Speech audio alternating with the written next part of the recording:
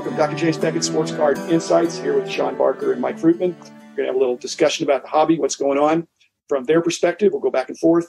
But thanks sponsors, Topps Panini Upper Deck, Heritage Auctions, Huggins and Scott Auctions, Mike Stadium Sports Cards, as you recognize the name, and Perfect Sports Cards, ComC.com, and Beckett Media, Beckett Grading, Beckett Authentication. Beckett also being my name, my former company. So there's a lot of key players in the industry, and I used to be one, and Mike is one, and Shawn, the big dog, is, I don't know if he's running interference for Mike, if he even needs it, but they're having a good time with their podcast, and we're going to have a good time this evening talking about what's going on in the hobby. So very exciting times. You guys look at it, each of the three of us, I'm sure, look at it very differently. But Shawn, welcome to the show. I've had Mike on before, but in your case, what are you most excited about going forward in this industry? Well, as somebody who works in big business as a day job, what I see in the industry is it's a pretty inefficient market from manufacturer to the final collector. And I think whenever you have inefficiency like that, there's lots of opportunity. And, what I look forward to is seeing the industry. I really think it's going to grow up over the next, 3 to 10 years in a number of areas. One of those is I think liquidity is going to change. And, people are going to have a more active way of buying and selling cards that they get out of the industry. And I'm really interested in how that's going to evolve. And I just, even with eBay, now you have instantaneous indicators of what a comparable card plus or minus is worth in a way that didn't exist. Even with the card guides and stuff, you didn't have instantaneous views like that. And I think those things we don't know how that's going to enable the industry. I look forward to the day when there's an active commodity type market for cards like there is for, other commodities in the world. Do you think, and if a question for either one of you guys, do you think there is the chance that in the next 5 years there will be a robotic price guide for sports cards that is hands-free, no human interpretation? You put in the data, and what comes out is the price. Mike, what do you think? We're kind of seeing that to some extent right now. So I'm using, there's two sites that I use a lot. First off, I use Beckett. In addition, for real-time data, I'm using sportscards.com and cardsnoop.com. So those are two sites that allowed me to peek behind the buy now best offer. I get to see what the number is. If there's a day that I don't use those two sites, it's a really weird day for me. So I'm able to effectively do that. I mean, would it be nicer if I could go on there and say, okay, push it on and push a button and get the answers and have it in less time? I'd like to do that, but I got to get that comfort level with it first. Is it great? How does it factor in graded cards? How does it factor in raw cards? Something with a qualifier on it. I could eventually get to it. Like if I could drive a hands-free automated car, that would take me a long time to get comfortable with. Mike, so Jim, I think what's going to happen. Wait. I was asking if it was going to happen in 5 years. I didn't want you to take 5 years to answer that. So, Jim, I think it's not going to be input the card. I think it's going to be you hold the card up and you get it instantaneously, kind of like a barcode at the store. I think optical recognition is going to combine with active market type stuff like we see with ComC and eBay, and we will have optical, hold the card up, and here's the price. Okay, I agree with that. But again, both those things are kind of like one at a time. Yeah. When you open up a box, do either one of you guys collect soccer or Nope. get involved in soccer? I sell it. Okay, but you would, if you broke it, what would you do? That's my question. So somebody gives you a box of soccer and forces you to open it, and there's some good stuff in there. How long would it take you to figure out what's the good stuff? Oh, it's easy. Anybody with one name is worth a lot. Honestly, I would have 5 guys I could sort out, and everyone else, I'd have to go look each one of them up. But I'm saying if there was a price guide or something robotic where you could just look and see for this product, here's what's in the product, and here's what's there. That's my point is, I think it's hard. It is hard. I mean, Jim, honestly, I don't do baseball because of that very reason, because, you open Bowman and you're trying to chase these rookies. I don't know who the hell they are. And I can't, it's too much time. Right. Basketball, football, you know it and you go through it and you're fast. Basketball especially. I mean, everybody's talking about the international flavor of basketball. Yeah. And Mike, you're involved with the Nuggets and all that stuff. I've actually seen you in action. But there's I have season tickets to the Mavs, and you can pretty easily know all the players. Yeah. Even the guys that are on in the D. What's it, G League or the D League? G League. It's G League now. Gatorade. Yeah. That would be an explanation.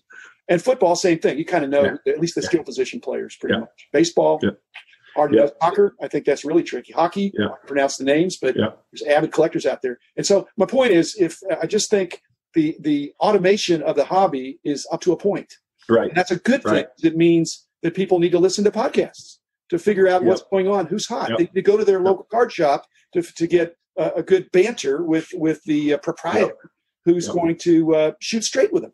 Yeah, that's a and there's a lot that don't, Jim. I mean, that one of the reasons Mike and I gets along is because Mike, if you take a card into Mike and you say, "Hey, what's this card worth?" Mike's probably going to say, "Let's say it's that card's worth $100, but I can give you 80 because it's going to take me 3 weeks to sell it. I got to have a little money in it myself. That's what I'm willing to do." Those guys don't exist very often, and when they do, you have to take advantage of them and enjoy them. It didn't work for me today. I looked up at Demaryius Thomas Crown Royale autographed rookie. It was $10, and the guy yelled at me. He goes, "Oh, it's worth more than that." I'm like, "No, that's what the world says it's worth." He dragged his kid out of here, and we'll never see them again. Question on your question: within 5 years, do you think we'll see computer generated or computer grading for cards? Of sorts. There'll be significant progress made. Let's put it that way. Yeah. They'll know that it could be completely done, but there'll be significant progress. I mean, people are already working on it. So. Yeah, I think they could do. I firmly believe with the right technology, with optics, they could do centering as a grade because that's a mathematical equation. I know, but it's like the whole thing about, like we're saying about price guides, and we're talking about researching from the Card Snoop and all these other places. I mean, still not all nine. Do you deal with this, Shawn? I mean, not all nines are created equal. Oh, absolutely. There's a whole submarket of people that eyeball 9.5s to see which ones they can potentially resubmit as 10s or not. There's Michael Jordan rookies that people are doing that day to day. They're busting in 7.5 Beckett or BGS trying to get a PSA 8 because it's huge money to flip at that value. So you have to trust your eyes. Well, I think you have to trust your eyes, but like we've said, as we've been talking here, is that you can't trust your own eyes when you have a stake in it, when you're biased. Yeah, so correct. You have a trusted friend or a card shop. Correct. You look at this. You don't have skin in the game. You just shoot straight with me, and you can say, "Oh, look at that big flaw right there. Oh, I didn't see that." Yeah. And the first thing, the first advice I give anybody: get a 10x magnifying glass, because until you have one of those, you don't know how good a card really is, and even then, you're dealing with it. So people just got to train themselves up. But I'm curious, Jim. I train my eyes. Like when I send cards into Beckett to get graded, I do my own grades at home. And then when I get them back, I put them next to them to see where my biases are. Yeah. And, that's how you train your eyes. What do you do? I mean, I know you're in this, but what do you do to figure out what you think a card's looking like and that kind of thing? Well, first of all, a 10X loop is so last century. Yep. You need much more magnification, powerful light, because 10X doesn't cut it anymore. In fact, but my eyes aren't that great. When we started our grading stuff, I mean, I'm not the best grader. I mean, I can. Right. And there's a lot of nuance to it. So, sure. But I mean, I can obviously tell centering. I can, and people think that centering can be robotic, and it, for 90% of the cards, it can. Yeah. This is the other 10% have peculiar kind of border treatments. Yeah. And those non-bordered ones, and it's like, how in the hell do you do that? Yeah. So it's not as simple. And the other thing that I'll just ask you guys, because we're going down this path that I didn't think we'd go down, but you realize that the greater the power of magnification, the more imperfect the corners look, even if they're perfect, because they're made out of paper or chrome. Correct. Now the chrome probably are quite a bit tighter. Right. But if you magnify it enough, you can show an imperfection that is really, I won't say negligible, because that's why very few cards get the black labels and things like that. Yeah, and I'm a 9 to 9.5 chaser. I'm not trying to get black labels. I'm trying to get at least 9 to 9.5s. And so 10X gets me in that range. I can be comfortable enough at that point that I know it'll be 9 or better, because that's what justifies grading to me. Okay. And so I use that. That's on modern. On vintage, whole different deal. From a shop owner's perspective, how lucky are we that there's literally 10 or 15 tells on Michael Jordan rookie cards? You've got the flag, you've got the little orange underneath it, you've got the R's, the Bulls logo on the back. How lucky are we there's literally 10 or 15 tells on that card that save us from buying those fake? Well, we're not going to describe what the tells are on this. You've been sufficiently discouraging to people to think, I'm not going to try that. Well, if you want some authentic Michael Jordan rookies, there's a case of Fleer right now that'll probably sell for $1 million. You can buy that. You can get a bunch of them out of that. $2 million. I'll put it at 2. When the hobby is strong, when the hobby is weak, there are quantity discounts. When the hobby is strong, there are quantity premiums. Yep. My guess is this is going to be a quantity premium. Yeah.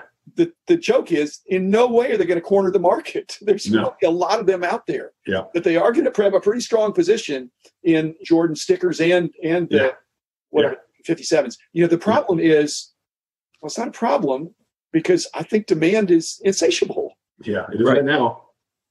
And I'm having dinner tomorrow night with Reed, and one of the things we talked about recently is, for the longest time, he had $1,000 bounty on anybody who can show him a picture of an 86, 87 Fleer case. And he's feeling nearly left out, that he's not getting this case, that he didn't land it, and that it's not going through DNA. But he was offering $1,000 for proof of life. So for one to pop is an amazing thing, and for it to happen right now. And is it just luck? Is it purposeful timing for that to come out right now? And it's going to eclipse 1 million easily. The question is, does it hit 2 million? And I can't wait to see the ultimate buyers. I would love to have somebody buy that doesn't have a ton to do with the hobby, who's just embraced the hobby and is fascinated by it. I don't want to see it get ruined, but I would love to see who buys that and who ends up with it. Well, it's the beauty of that product is I was around when it breaks great. I mean, the collation is magnificent, and it's true. So you can very predict. If you bought a case of some other product that had expensive chase cards in it, maybe you'd get them, maybe you wouldn't. Right. When you'll be pretty close for exactly what you're going to get. Yeah. And the other thing, just as another tip for any card shop guy would know this. Rob Vera certainly knows this. Shawn, I'm sure you know this too. Is that when you're grading cards, the easiest way to grade cards is if you're grading 100 of the same guy at the same time, where you can detect the pattern. If you're doing 100 different cards, it's going to take you not 100 times as long, but you can pretty quickly figure out if you've got a stack of 100 Jordans, which ones have the best chance of getting the high grades. And that's how I grade mine. If I'm sending cards in, I do all the same guy at the same time to get the same thing, and I have them stacked by the likelihoods. So how big is your stack, Shawn? So I had 523 cards to Beckett in the last 2 months. I've got about 2,200 graded cards sitting at home, and another almost 700 are out at comps and other places being sold right now. So, if you want a Zion rookie card, you probably have one available in the next 30 days. God knows enough of them been graded. That's just, the grading it's crazy. Yeah, the whole thing in what we're doing as podcasts is trying to help people understand, make sense of this industry. Yeah. Because in the hobby, the challenges that the grading companies have, they're technical challenges, but it's mainly people challenges. They're shorthanded. Not shorthanded of warm bodies, but shorthanded of talent. And really the talent to grade. And now the new entrant coming in, who's going to be, they may train their own. On the other hand, it sounds like they're going to talk about bounties for Zion Williamson cards. So they're going to be bounties for graders, I think. Yeah. And it may entice some local card shop owners who are, been dinged by COVID to think I'm going to flip to the other side and grade cards for a living. But, my suggestion would be don't get a full-time job grading cards unless you just grade cards for a day. And check your IQ at the end of the day and your eyes. Shawn, how long can you sit there with cards, Shawn? Can you? I can do an hour at a time. An hour is my hat's off to you. Yeah, I have to plan it. And usually what I do, Jim, is when I sort my cards, I do the eye test at the time I sort them. I don't wait so that it's little bitty bites. But every now and then you'll have a stack and you got to get through. And I give myself an hour and that's it. Grading 5 years ago, if you show somebody a graded card, they go, "Ooh, a graded card." Well, now it's pervasive enough that now it's not, "Ooh, a graded card." It's, "Ooh, a 9.5 population 2." Now they care about there's only this many. And so grading has become the new standard. And it's come a long way fast, and it's coming faster. From a shop perspective, one of the things we're having right now is problems is 55-point top loaders are the hardest thing to find in the industry. I know more about 8687. There are more 8687 Fleer cases than perhaps 55-point top loader cases right now. And then beyond that, card saver, the graded card savers right now are like the stuff of legend. The prices to get them, availability. I did not actually offer to sell my son for a case. It may have come up, but certainly in trade, maybe a lease. But right now, trying to keep up with collectors, their voracious appetites right now to get seemingly everything graded, it's incredible. We just had price hikes from 2 large grading companies, and SGC really positioned themselves well during COVID, where they were constant. They didn't, by location and by design, they were able to keep going. It's incredible to see from a shop owner's perspective what we're seeing with grading right now. Time's up, guys. Having a lot of fun, but we're going to have to save the additional fun for another episode. But that sounded like that was not a negative note. That was a positive note, because when there's sellouts and supplies, that's a really good thing. So thanks, Shawn. Thanks, Mike, for being on. Thanks, Jim. Listen to their outstanding podcast. And the Card Shop with Mike and the Big Dog. Card Shop with Mike and the Big, not just the card shop and not just the big dog, but Mike and the Big. So thanks, guys. The man